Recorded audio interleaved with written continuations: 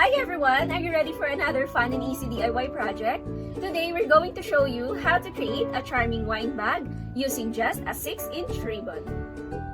First, cut a length of ribbon that's about 30 inches long. Next, we're going to create the handle of our wine bag. Take the middle of the ribbon and make a knot. This knot will form the handle of your wine bag. Now, fold the ribbon in half with the knot in the middle. We're going to sew the sides and the bottom to form the bag.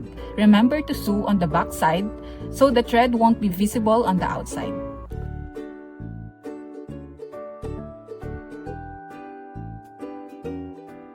Once you've finished sewing, turn the bag inside out.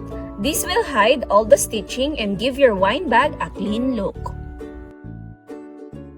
And there you have it, guys, a beautiful handcrafted wine bag that adds a special touch to any gift, perfect for friends and families.